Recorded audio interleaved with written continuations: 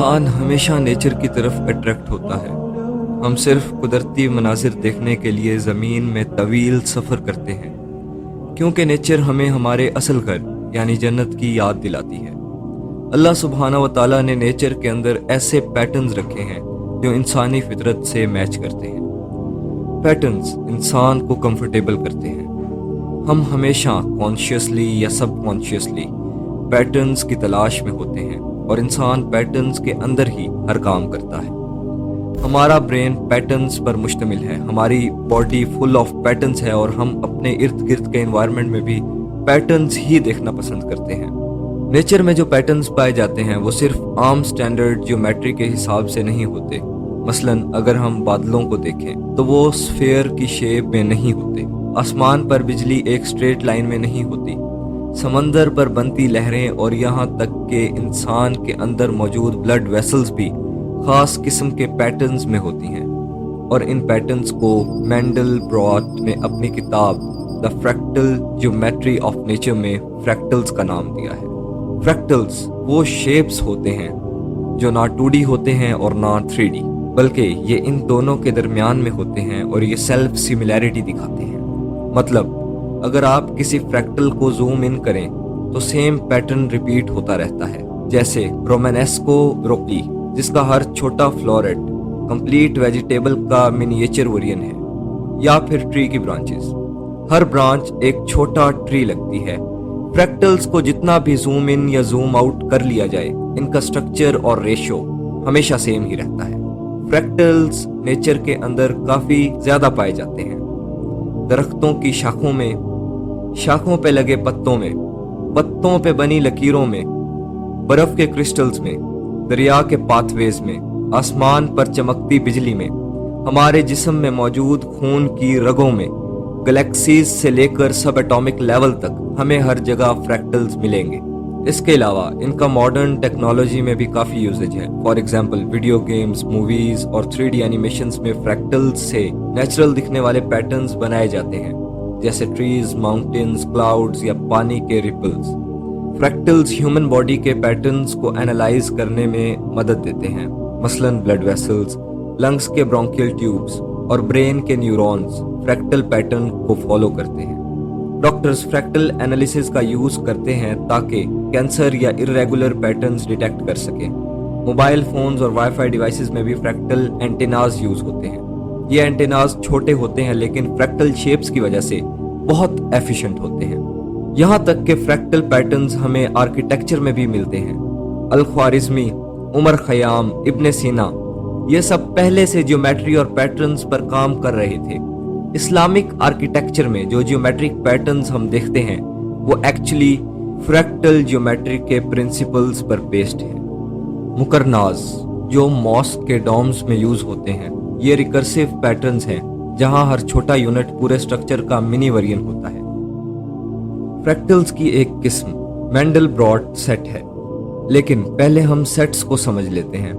Set चीजों के collection को कहते हैं जो किसी कॉमन प्रॉपर्टी को शेयर करते हों। नंबर्स के सेट में वो नंबर्स होते हैं जो किसी खास रूल के मुताबिक एक साथ बिलोंग करते हैं, जैसे इवन नंबर्स जिसमें सिर्फ वो नंबर्स होते हैं जो 2 से डिविजिबल हैं, 0, 2, 4, 6, 8 एटसेट्रा। इसी तरह नेगेटिव नंबर्स का सेट जिसमें सिर्फ नेगेटिव नंबर्स होते हैं, for example -1, -2, -3 and so on. Positive numbers और 0 इसमें नहीं आते। इसी तरह मैंडलब्रॉट सेट भी सेट की एक किस्म है जिसको डिस्कवर एक मैथमेटिशियन मैंडलब्रॉट ने 1980 में किया और उन्हीं के नाम पर इस सेट का नाम रखा गया। ये सेट एक सिंपल फार्मूला से डिफाइन होता है, Zn² + C = Zn+1। C यहाँ वो नंबर है जिसको हम चेक कर रहे हैं कि ये मैंडलब्रॉट सेट का हिस्सा है या नहीं। Z एक सीक्वेंस ऑफ नंबर्स है जो हर इटरेशन में चेंज होता रहता है। शुरू में Z को हम 0 रखते हैं, फिर हर बार हम न्यू Z बनाते हैं, पहले वाले Z को स्क्वायर करके और उसमें C ऐड करके। सबसे पहले हम चेक करते हैं कि नंबर 1 मैंडलब्रॉट का हिस्सा है या नहीं। हम C की जगह 1 रख लेते हैं और Z की जगह हम 0 रखेंगे। मतलब Z² + C की जगह 0² + 1 हो जाएगा। 0 का स्क्वायर चूंकि 0 ही होता है और इसमें 1 ऐड करेंगे तो 1 आ जाएगा। अब हम उस 1 को जो हमें आंसर में मिला था दोबारा उसी फॉर्मूला में रखेंगे, यानी z यहाँ 1 हो जाएगा और c की वैल्यू हमने 1 रखी थी वो 1 ही रहेगी। सो ये बना 1 square plus 1 which is 2। Same process repeat करेंगे, z की जगह अब 2 आ जाएगा और c 1 ही रहेगा। So 2 square plus 1 is equal to 5। Then same repeat होगा, 5 square plus 1 is equal to 26। Then 26 square plus 1 is equal to 677 and so on. क्या आप देख रहे हैं z का साइज बहुत ज्यादा बढ़ता जा रहा है, मतलब नंबर 1 मेंडल ब्रॉड सेट का हिस्सा नहीं है। अब देखते हैं क्या -1 हिस्सा है या नहीं। z की पहली वैल्यू 0 रहेगी अगेन, बट c की जगह इस बार -1 आ जाएगा। 0 square -1 is equal to -1, -1 square -1 is equal to 0, 0 square -1 is equal to -1। Sequence यहाँ रिपीट हो रही है, 0 -1 0 -1। इसका मतलब z स्टेबल है और इसका साइज छोटा ही रह रहा है और पहले की तरह एक्सप्लोड नहीं कर रहा। इसका मतलब -1 मेंडल ब्रॉड सेट का हिस्सा है। सो हम किसी भी नंबर को उठा के इस फॉर्मूला में डाल के देखते हैं कि क्या z का साइज स्टेबल रहता है। अगर हाँ तो ये नंबर मेंडल ब्रॉड सेट का हिस्सा है। अगर z की वैल्यू एक्सप्लोड कर जाती है तो वो नंबर मेंडल ब्रॉड सेट का हिस्सा नहीं होता। मेंडल ब्रॉड सेट को समझने के लिए हमें इमेजिनरी और कॉम्प्लेक्स नंबर्स का पता होना जरूरी है। इमेजिनरी नंबर्स वो होते हैं जिनको स्क्वायर करने से नेगेटिव में आंसर आता है।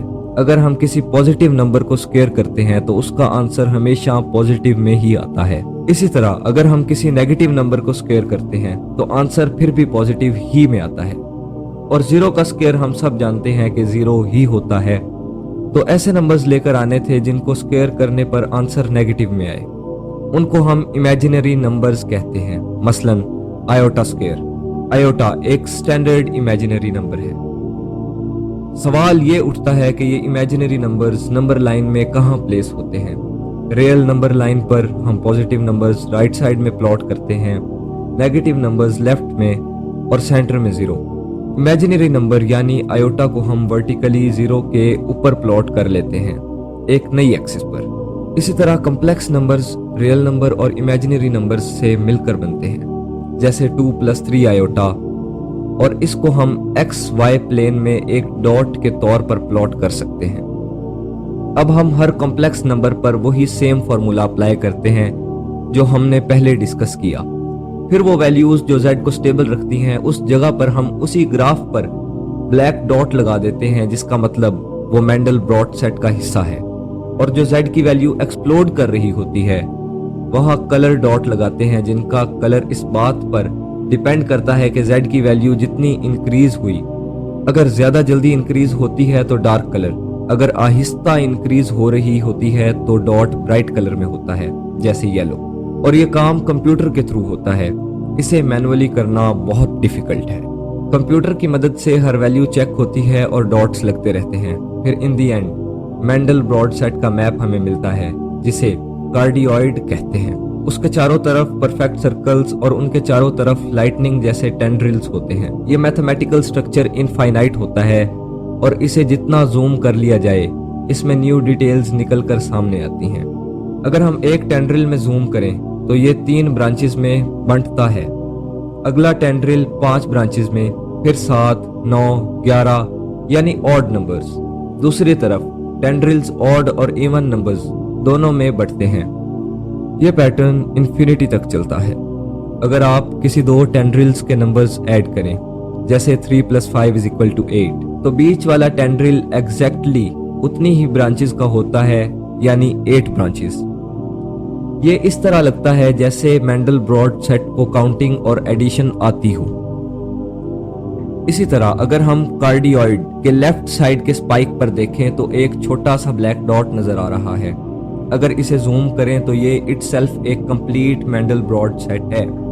इस छोटे सेट की स्पाइक में भी एक ब्लैक डॉट है। उसे जूम करें तो अगेन एक मेंडल ब्रॉड सेट। हर एंगल से इसे हम जूम कर लें, नए नए ब्यूटीफुल स्ट्रक्चर्स हमें मिलते हैं। ये सब सिर्फ एक फॉर्मूला से निकल रहा है। इस सेट की ब्यूटीफुल और इनफाइनाइट कॉम्प्लेक्सिटी को देखकर मैथमेटिशियन मेंडल ब्रॉड खुद हैरान रह गए थे। अब अगर उसी फॉर्मूला में z स्क्वायर के बजाय क्यूब पुट कर ले तो ये एक न्यू शेप में कन्वर्ट हो जाता है और अपने साथ नई किस्म की ब्यूटीफुल कम्प्लेक्सिटी लेकर आता है। इसी तरह पावर्स बढ़ाते जाएं और न्यू शेप्स बनाते चले जाएं। तो क्या हमें मैंडल ब्रॉड पैटर्न्स नेचर में भी मिलते हैं? जी हाँ।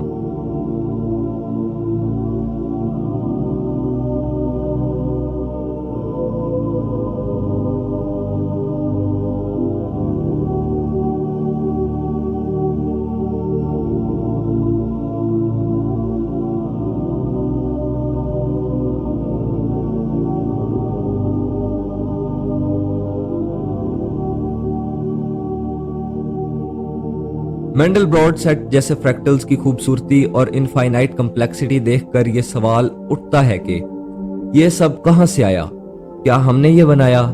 नहीं, हमने फ्रैक्टल्स को सिर्फ डिस्कवर किया, क्रिएट नहीं किया और ना ही कर सकते हैं क्योंकि हम में लिमिटेशंस हैं। इनफाइनाइट कम्प्लेक्सिटी क्रिएट करना हमारे बस में नहीं। तो फिर क्या इसे कंप्यूटर ने बनाया है? कंप्यूटर सिर्फ ये कैलकुलेशंस करता है जैसे हमने c इज इक्वल टू 1 और c is equal to -1 calculations manually की और कंप्यूटर जस्ट इसी को तेज कर देता है। ये कायनात के लॉज हमारे रब ने बनाए हैं, who is the ultimate mathematician.